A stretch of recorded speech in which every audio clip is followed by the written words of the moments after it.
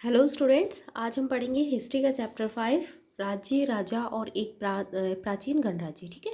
तो पुराने टाइम में राजा कैसे होते थे, राजा और उनका राज्य और वो गणराज्य कैसे बने थे। ठीक है।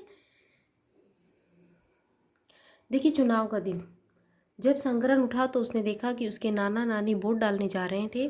दरअसल वे चुनाव केंद्र पर सबसे पहले पहुंचना चाहते थे। शंकरन जानना चाहता था कि आखिर वे इतने उत्साहित क्यों थे।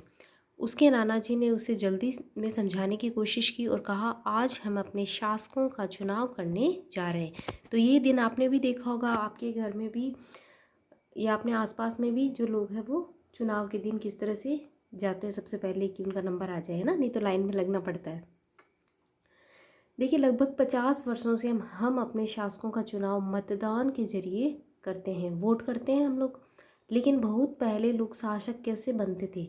देखिए, ये बता रहा है कि जब भारत आज़ाद हुआ उसके बाद से जो है वो वोटिंग सिस्टम है, उस तरह से हम हमारे जो भी लीडर है, नेता हैं, उनको चुनते हैं। ठीक है। तो पुराने टाइम में, इससे बहुत सारे साल पहले जब राजाओं का राज था, ठीक है, तो उस टाइम कैसे हम अपने शासकों को चुनते थे, इसके बारे में। ठीक है।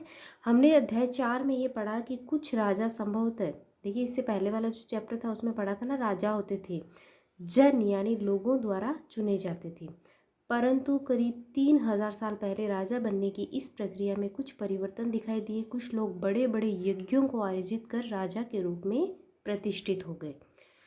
ठीक है। जो ज़्यादा बड़ा यज्ञ करता था वो राजा कहलाता था। तो इसके देखिए यज्ञ कौन से होते थे। अश्वमेध यज्ञ, अश्वमेध जो यज्ञ होते हैं ना, सबसे फेमस था अश्वमेध यज्ञ। एक ऐसा ही आयोजन था जिसमें एक घोड़े को राजा के लोगों की देखरेख में स्वतंत्र विचरण के लिए छोड़ दिया जाता था। इस घोड़े को किसी दूसरे राजा ने रोका तो उसे वहां अश्वमेध यज्ञ करने वाले राजा से लड़ाई करनी पड़ती थी। अगर उन्होंने घोड़े को जाने दिया तो इसका मतलब ये होता था कि अश्वमेध यज्ञ करने वाला राजा उनसे ज़्यादा शक्तिशाली था। इसके बाद उन राजाओं को यज्ञ में आमंत्रित किया जाता था। यह यज्ञ विशिष्ट पुरोहितों द्वारा संपन्न किया जाता था। इसके लिए उन्हें उपहारों से सम्मानित किया जाता था। अश्वमेध यज्ञ करने वाला राजा बहुत शक्तिशाली माना जाता था। यज्ञ में आमंत्रित सभी राजा उसके लिए उपहार लाते थे। देखिए, ये सबसे जो है ना, सबसे प्रसिद्ध यज्ञ था अश्वमेध यज्ञ। देखिए, अश्व जो होता है ना, घोड़ा, तो राजा जो, जैसे मान लेते हैं एक राजा है, वो अपना एक घोड़ा छोड़ते थे। ठीक है। उसके ऊपर कोई मैसेज लगा होता था, नोटिस, इस तरह से कि ये इस राजा का घोड़ा है। ठीक है। तो ये घोड़ा जिस जिस राज्य से जाता, वो राज्य इस राजा के अंडर में आ जाता। और जहाँ पे किसी राजा ने इसको मान लेते हैं रोक लिया, तो फिर उस राजा को इस घोड़े के मालिक राजा से युद्ध करना पड़ता था। ठीक है। फिर जो जीतता वो विजय कहलाता। ठीक है। तो जहाँ जहाँ से ये घोड़ा जाता, वो पूरा का पूरा एरिया जो है वो इस जो घोड़े वाले राजा है उसका हो जाता। इन सभी आयोजनों में राजा का मुख्य स्थान होता था। उन्हें राज सिंहासन या बाघ की खाल के एक विशेष आसन पर बिठाया जाता था। युद्ध क्षेत्र में राजा का सारथी ही उनका सहचर होता था। यज्ञ के अवसर पर वह राजा जो सारथी होता था, ठीक है, वह राजा की विजयों तथा अन्य गुणों का गान करता था। राजा के सगे संबंधी, खासकर उनकी रानियां तथा पुत्रों को भी कई छोटे छोटे अनुष्ठान करने होते थे। अन्य सारे आमंत्रित राजाओं का काम सिर्फ बैठकर यज्ञ की पूरी प्रक्रिया को देखना पड़ता। ये अतिथि होते थे।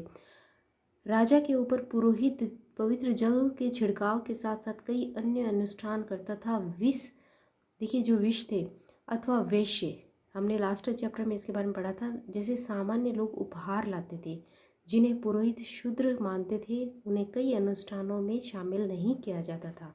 देखिए, 4 जो वर्ण माने गए थे ना, उसके हिसाब से जो शूद्र थे उनको ये मतलब थोड़ा निम्न मानते थे। ठीक है। इस वजह से उनको ये अनुष्ठानों में शामिल नहीं होने देते थे। देखिए, वर्ण, इस समय उत्तर भारत में खासकर गंगा यमुना क्षेत्र में कई ग्रंथ रचे गए। ऋग्वेद के बाद रचे होने के कारण ये उत्तर वैदिक ग्रंथ कहलाते हैं। ठीक है। तो ऋग्वेद के बाद वाले जो ग्रंथ थे वो सारे के सारे उत्तर वैदिक ग्रंथ कहलाते हैं। इसके अंतर्गत देखते हैं कौन कौन से आते हैं। सामवेद, यजुर्वेद, अथर्ववेद। देखिए 4 वेद होते हैं, कल हमने देखा था। तो Rigveda first, second, third and fourth. ठीक है। तो इस तरह से तथा अन्य ग्रंथ शामिल है। देखिए, सामवेद, यजुर्वेद और अथर्ववेद जो है वो उत्तर वैदिक ये ग्रंथ कहलाते हैं। पुरोहितों द्वारा रचित इन ग्रंथों में विभिन्न प्रकार के अनुष्ठान और उनके संपादन की विधियाँ बताई गई है। जो भी अनुष्ठान होते थे, जो भी पूजा पाठ यज्ञ वगैरह होते हैं ना, उनकी विधियाँ बताई गई है। इनमें सामाजिक नियमों के बारे में भी बताया गया है। उस समय समाज में कई समूह थे, जिनमें पुरोहित, योद्धा, कृषक, पशुपालक, व्यापारी, शिल्पकार, श्रमिक, मछली पकड़ने वाले तथा जंगल में रहने वाले लोग शामिल थे। जहाँ कुछ पुरोहित तथा योद्धा वैभवशाली थे, वहीं कुछ कृषक और व्यापारी भी धनवान थे। दूसरी ओर पशुपालक, शिल्पकार, श्रमिक, मछली पकड़ने वाले, शिकारी तथा भोजन संग्राहक निर्धन थे। तो अलग अलग जो है ना वर्ग के लोग थे। पुरोहितों ने लोगों को 4 वर्गों में विभाजित किया था, जिन्हें वर्ण कहते हैं। देखिए 4 वर्ण कौन कौन से हैं, तो ये भी प्रश्न पूछा जाता है। उनके अनुसार प्रत्येक वर्ण के अलग अलग कार्य निर्धारित थे। ठीक है, पहला वर्ण जो है वो ब्राह्मण का था। देखिए ब्राह्मण जो थे ना, उनका काम वेदों का अध्ययन, अध्यापन और यज्ञ कराना था, जिसके लिए उन्हें उपहार मिलता था। दूसरा स्थान शासकों का था, जिन्हें क्षत्रिय कहा जाता था। उनका काम युद्ध करना और लोगों की रक्षा करना था। तीसरे स्थान पर विष या वैश्य थे। इनमें कृषक, पशुपालक और व्यापारी आते थे। क्षत्रिय और व्यापारी दोनों को ही यज्ञ करने का अधिकार प्राप्त था। वर्णों में अंतिम स्थान शूद्रों का था। इनका काम अन्य तीनों वर्णों की सेवा करना था। इन्हें कोई अनुष्ठान करने का अधिकार नहीं था। प्राय औरतों को भी शूद्रों के समान माना गया और महिलाओं व शूद्रों को वेदों के अध्ययन का अधिकार नहीं था। तो देखिए ये उत्तर वैदिक काल की बात है। ठीक है, तो उत्तर वैदिक काल के अंदर जो पूरा जो समाज था, ठीक है, पूरा जो ना 4 वर्णों में बांटा गया था, ब्राह्मण, क्षत्रिय, वैश्य और शूद्र। ब्राह्मण सबसे ऊंची पोस्ट मानते थे और यज्ञ का काम करते थे। क्षत्रिय जो है वो राजा और युद्ध का काम करते थे। वैश्य जो थे वे व्यापारी वर्ग में आ जाते थे और शूद्र जो थे ना दास या उनकी सबकी सेवा करने वाले थे। ठीक है, तो महिलाओं की जो स्थिति थी ना वो उत्तर वैदिक काल के अंदर सही नहीं बताई गई है। शूद्रों के समान बताई गई है और उनको वेदों का भी अध्ययन नहीं था। पुरोहितों के अनुसार सभी वर्णों का निर्धारण जन्म के आधार पर होता था। ठीक है, जो जिस मतलब वर्ण में जन्म लेता ना, तो जैसे मान लेते हैं कि ब्राह्मण है तो उसका बेटा फिर ब्राह्मण है, ऐसे। उदाहरण के तौर पर ब्राह्मण माता पिता की संतान ब्राह्मण ही होती थी। बाद में कुछ लोगों को अछूत माना गया। अछूत वर्गों में कुछ शिल्पकार, शिकारी, भोजन संग्राहक शामिल थे। साथ ही इनमें वे लोग भी आते थे जो शवों को दफनाने या जलाने का काम करते थे। इन लोगों से संपर्क अपवित्र माना जाता था। तो ये जो छुआछूत वाली जो भावनाएं है ना, ऊंच नीच वाली, यहाँ से शुरू हो गई थी। इससे पहले जो था वो लोग अपने काम के हिसाब से जाने जाते थे। ठीक है, जो व्यक्ति जिस तरह का काम करता वो उसी वर्ण का कहलाता या उसी जाति का कहलाता, कोई और उसके लिए नहीं था। लेकिन उत्तर वैदिक काल के अंदर ये जो है वो जन्म के आधार पर होने लग गया। कई लोगों ने ब्राह्मणों द्वारा बनाई हुई इस वर्ण व्यवस्था को स्वीकार नहीं किया। कुछ राजा स्वयं को पुरोहितों से श्रेष्ठ मानते थे। कुछ लोग जन्म के आधार पर वर्ण निर्धारण सही नहीं मानते थे। इसके अतिरिक्त कुछ लोग व्यवसाय के आधार पर लोगों के बीच भेदभाव उचित नहीं समझते थे, जबकि कुछ लोग चाहते थे कि अनुष्ठान संपन्न करने का अधिकार सबका हो। कई लोगों ने छुआछूत की आलोचना की। इस उपमहाद्वीप के पूर्वोत्तर क्षेत्र जैसे कई इलाकों में सामाजिक आर्थिक असमानता बहुत कम थी।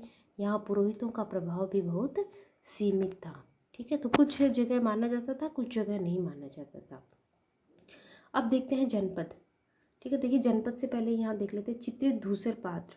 ठीक है, इस तरह के पात्रों में ज़्यादातर थालियाँ और कटोरियाँ ही मिलती हैं। ये पात्र बहुत ही पतली सतह के, सुंदर और चिकने हैं। शायद इनका उपयोग खास मौक़ों पर महत्वपूर्ण लोगों को भोजन परोसने के लिए किया जाता था। देखिए इस तरह के जो है ना डिज़ाइनदार पोट्स मिले हैं। ठीक है, बर्तन मिले हैं। जनपद, महायज्ञों को करने वाला राजा। ठीक है, महायज्ञ करवाते थे राजा। अब जन के राजा न होकर जनपदों के राजा माने जाने लगे। जनपद का देखिए शाब्दिक अर्थ क्या होता है, जन के बसने की जगह, जहाँ बहुत सारे लोग रहते हैं ना। वैसे कुछ महत्वपूर्ण जनपद मानचित्र 4 के अंदर देखेंगे अपन। ठीक है, पुरातत्वविदों ने इन जनपदों की कई बस्तियों की खुदाई की। दिल्ली में पुराना किला, उत्तर प्रदेश में मेरठ के पास हस्तिनापुर और एटा के पास अतिरंजखेड़ा इनमें प्रमुख है। तो ये आपको ये जगहों के नाम ध्यान रखना है। जैसे अतिरंजखेड़ा कहाँ है, एटा के पास। ठीक है, खुदाई में पता चलता है कि लोग झोंपड़ियों में रहते थे और मवेशियों तथा अन्य जानवरों को पालते थे। वे चावल, गेहूं, धान, जौ, दालें, गन्ना, तिल तथा सरसों जैसी फसलें उगाते थे। क्या इस सूची में तुम्हें किसी ऐसी फसल का नाम मिला जिसका उल्लेख अध्याय 3 में नहीं है? तो ये आप अध्याय 3 को पढ़ेंगे तब देख लेना, ठीक है। कुछ लोग मिट्टी के बर्तन भी बनाते थे, इसमें धूसर और कुछ लाल रंग के थे, ठीक है। इन पुरातत्वों में कुछ विशेष प्रकार के बर्तन मिले हैं जिन्हें चित्रित धूसर पात्र के रूप में जाना जाता है। देखिए चित्रित मतलब इसमें देखिए चित्र बनाए हुए ना, इसलिए इनको बोला गया है। धूसर ग्रे को बोलते हैं। जैसा कि इसके नाम से ही स्पष्ट है, इन बर्तनों पर चित्रकारी की गई है। ये आमतौर पर सरल रेखाओं तथा ज्यामितीय आकृतियों के रूप में है। तो जो लोग हैं उन्होंने जो कला है उसका भी विकास किया था। महाजनपद, देखिए अभी हम लोगों ने जनपद देखे थे जो लोगों के रहने का इलाका था, ठीक है। उसके बाद में महाजनपद बन गए। करीब 2500 साल पहले कुछ जनपद अधिक महत्वपूर्ण हो गए, इन्हें महाजनपद कहा जाने लगा। मानचित्र 4 में कुछ महाजनपदों को दिखाया गया है। अधिकतर महाजनपदों की एक राजधानी होती थी, ठीक है। कई राजधानियों में किलेबंदी की गई, अर्थात इनके चारों ओर लकड़ी, ईंट या पत्थर की ऊंची दीवारें बनाई गई थी। ऐसा लगता है कि लोगों ने अन्य राजाओं के आक्रमण से डरकर अपनी सुरक्षा के लिए इन किलों का निर्माण किया। कुछ राजा अपनी राजधानी के चारों ओर विशाल, ऊंची, प्रभावशाली दीवार खड़ी कर अपनी समृद्धि और शक्ति का प्रदर्शन भी करते थे। इस तरह से किले के अंदर रहने वाले लोगों और उस क्षेत्र पर नियंत्रण रखना भी सरल हो जाता था। इस तरह की विशाल दीवार बनाने के लिए व्यापक योजना की आवश्यकता थी और लाखों की संख्या में ईंटों और पत्थरों का इंतजाम भी करना पड़ता था। हजारों स्त्री पुरुष बच्चों ने इसके लिए अथक परिश्रम किया होगा। इसके लिए संसाधनों की भी आवश्यकता पड़ती होगी। तो देखिए ये जो महाजनपद बनाए हैं, ठीक है, ये दे रखा है इसके अंदर मानचित्र 4 महत्वपूर्ण जनपद और महाजनपद। देखिए ये पुराने टाइम की जनपद और महाजनपद है। काबुल नदी, ये गांधार, महाभारत के अंदर जिसका उल्लेख होता है गांधार, कुरु, ठीक है, हस्तिनापुर, पांचाल, ये सारे के सारे जो हम लोगों ने महाभारत देखी है उसके अंदर है, ये सारे के सारे जो है वो महाजनपद थे, ठीक है। तो मुख्य जो है ना 16 महाजनपद है, ठीक है, इनका नाम आता है, वो हम आगे की क्लासों में देखेंगे। देखिए मगध, जहाँ पे चंद्रगुप्त मौर्य जो था उसका शासन था और बहुत सारे जो राजा थे वो मगध पे कब्जा करना चाहते थे ना, मगध को हासिल करना चाहते थे। तो ये सारे के सारे जितने अवंती, उज्जैन, ये सारे के सारे महाजनपद है, ठीक है।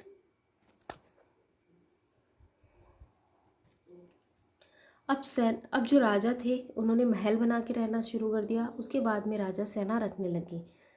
देखिए जो लास्ट चैप्टर था उसमें हमने देखा था राजा की जो है वो या जो जन था उनकी कोई सेना नहीं होती थी, ज़रूरत पड़ती थी तब वो लोग सेना इकट्ठी कर लेते थे सभा बुला के, ठीक है। लेकिन अब जो राजा है वो सेना बनाने लग गए थे। सिपाहियों को नियमित वेतन देकर पूरे साल रखा जाता था। कुछ भुगतान संभवतः आहत सिक्कों, देखिए ये अभी हम देखेंगे आहत के जो सिक्के किस तरह के होते के रूप में होता था। इन सिक्कों के बारे में अगले अध्याय में पढ़ेंगे। देखिए ये इस तरह के दे रखा है, दीवारें बना रखी। सिक्के जो थे ना आहत मतलब जिन पे कुछ डिज़ाइंस वगैरह बनाई हुई थी, ठीक है, कॉइन्स के रूप में उनको सैलरी देने स्टार्ट कर दी थी। कौसाम्बी किले की दीवार, यह चित्र आधुनिक उत्तर प्रदेश के इलाहाबाद के पास मिली ईंट की दीवार का अवशेष है। इसके एक भाग का निर्माण संभवतः 2500 साल पहले हुआ था। तो इस तरह से जो है ना महल के बाहर दीवारें बनाई गई थी, ठीक है, ईंटों की। तो किस तरह से ईंटों की चिनाई की गई है, कितना इनको मेहनत करनी पड़ी है। कर, अब देखिए राजा जो है वो सेना रखता था, किला भी उसने बनाया था, तो फिर उसने टैक्स भी लगाना शुरू कर दिया। महाजनपदों के राजा विशाल किले बनवाते थे और बड़ी सेना रखते थे, इसलिए उन्हें प्रचुर संसाधनों की आवश्यकता होती थी। इसके लिए उन्हें कर्मचारियों की भी आवश्यकता होती थी। अतः महाजनपदों के राजा लोगों द्वारा समय समय पर लाए गए उपहारों पर निर्भर न रहकर अब नियमित रूप से कर वसूलने लगे, ठीक है। तो राजा को लगा अब टैक्स जरूरी हो गया। देखिए टैक्स कैसे लेते थे वो, फसलों पर लगाए गए कर सबसे महत्वपूर्ण थे क्योंकि अधिकांश लोग कृषक ही थे। प्राय उपज का 1/6 मतलब 1/6, ठीक है, जितनी भी होती थी उसका 1/6 पार्ट हिस्सा कर के रूप में निर्धारित किया जाता था, जिसे भाग कहा जाता था। देखिए ये इंपॉर्टेंट है कि भाग क्या था, तो फसलों पे जो कर लिया जाता ना, उपज पर जो कर, ठीक है, भाग क्या है, उपज पर लिए जाने वाला कर। कारीगरों के ऊपर भी कर लगाए गए, जो प्राय श्रम के रूप में चुकाए जाते थे, जैसे कि एक बुनकर, लोहार या सुनार को राजा के लिए महीने में एक दिन काम करना पड़ता था। ठीक है, जो भी मजदूरी करने वाला व्यक्ति था ना, या जो भी शिल्पकार था, वो राजा के दरबार में या राजा के महल में एक दिन काम करता था। पशुपालकों को जानवरों या उनके उत्पाद के रूप में भी कर देना पड़ता था। अब जैसे मान लेते हैं किसी के पास में जैसे गायें हैं, तो फिर उसको राजा को कुछ दूध वगैरह देना पड़ता था ना, तो टैक्स कुछ भी देना पड़ता था।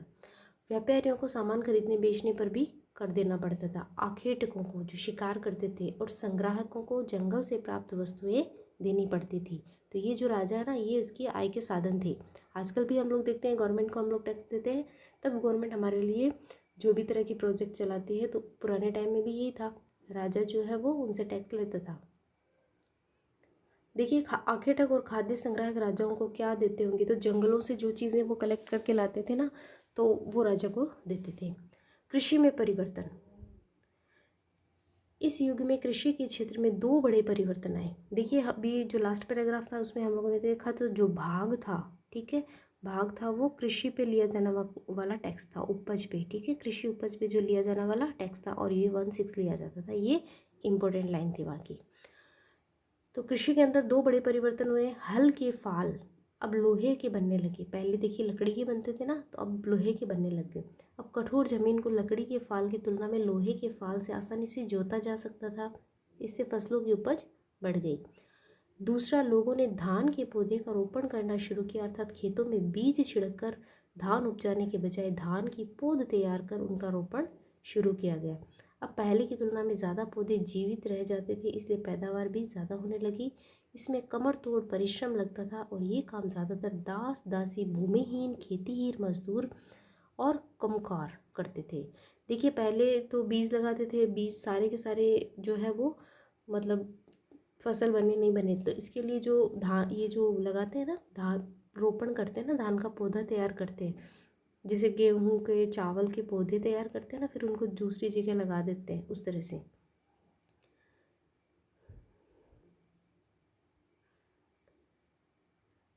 देखिए सूक्ष्म निरीक्षण, ये भी देखते हैं कि मगध, अभी हमने मानचित्र में देखा था मगध को, ठीक है, मगध को ढूंढना है।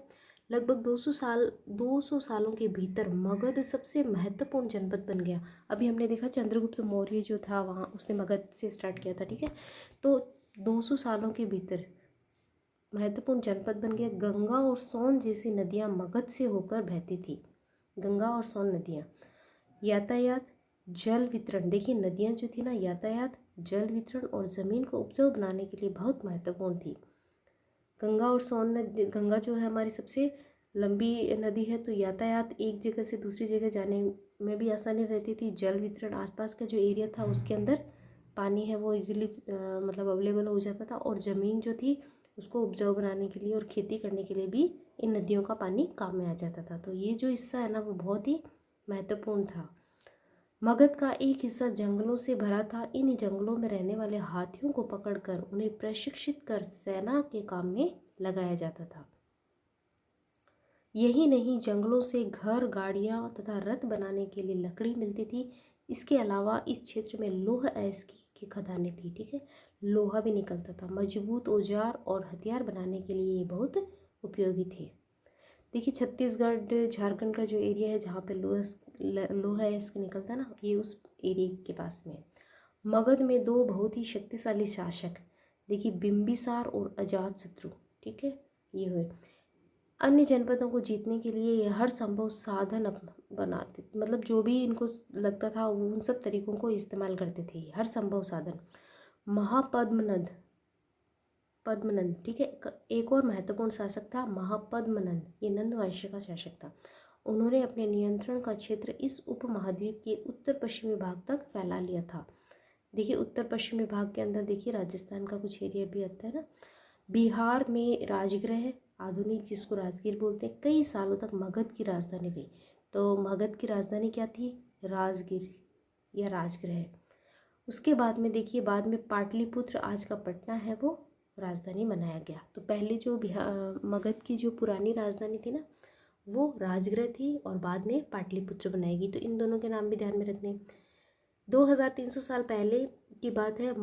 मैसिडोनिया का राजा, ठीक है, सिकंदर विश्व विजय करना चाहता था। पूरी तरह सफल न होने पर वह मिस्र और पश्चिमी एशिया के कुछ राज्यों को जीतता हुआ भारत उपमहाद्वीप में व्यास नदी के किनारे पहुंच गया। जब उसने मगध की ओर कूच करना चाहा तो उसके सिपाहियों ने इनकार कर दिया। वे इस बात से भयभीत थे कि भारत के शासकों के पास पैदल, रथ और हाथियों की बहुत बड़ी सेना थी। देखिए ये जो सिकंदर है वो कितने दूर से आया था भारत पे कब्जा करने के लिए, ठीक है। तो उसके जो सिपाही थे वो डर गए और उन्होंने मना कर दिया। इन सेनाओं देखिए इन सेनाओं और ऋग्वेद में उल्लिखित सेनाओं के बीच में क्या अंतर दिखता है, ये हमको देखना है। ऋग्वेद में हमने देखा था ना 10 राजाओं वाला युद्ध। वजी वो मगध था, ये महाजनपद है दूसरा वजी। जैसा कि तुमने ऊपर पढ़ा, मगध एक शक्तिशाली राज्य बन गया था। उसके नज़दीक ही वजी राज्य था जिसकी राजधानी वैशाली यानी बिहार थी। यहाँ एक अलग किस्म की शासन व्यवस्था थी जिसे गण या संघ कहते हैं, ठीक है। तो जैसे हमारे यहाँ गणराज्य है ना, उस तरह से वजी जो है वो गण था। अब देखिए गण क्या होते हैं। गण शब्द का प्रयोग कई सदस्यों वाले समूह के लिए किया जाता है। गण का मतलब होता है लोगों का समूह। संघ अर्थात संगठन या सभा, ठीक है। गण या संघ में कई शासक होते थे, एक राजा नहीं होता था। बहुत सारे लोग जो है वो एक सभा या संगठन बना के शासन करते थे ग्रुप में। कभी कभी लोग एक साथ शासन करते थे जिनमें से प्रत्येक व्यक्ति राजा कहलाता था। ये सभी राजा विभिन्न अनुष्ठानों को एक साथ संपन्न करते थे। सभाओं में बैठकर ये बातचीत, बहस और वाद विवाद के जरिए तय करते थे कि क्या करना है और किस तरह करना है। शत्रुओं के आक्रमण से निपटने के लिए वे मिलकर चर्चाएं करते थे। स्त्रियां, दास, कमकार, जो कर्मकार होते हैं ना, काम करने वाले, इन सभाओं में हिस्सा नहीं ले सकते थे, ठीक है। इनको शूद्र माना जाता था और निम्न वर्ण का माना जाता था, इसलिए इनको हिस्सा नहीं लेने देते थे। बुद्ध तथा महावीर, जिनके बारे में 6 वाले चैप्टर में आएगा, दोनों ही गण या संघ से संबंधित थे, ठीक है। बौद्ध साहित्य में संघ के जीवन का बहुत ही सजीव वर्णन मिलता है। बुद्ध धर्म संघ इस नाम से आता है ना।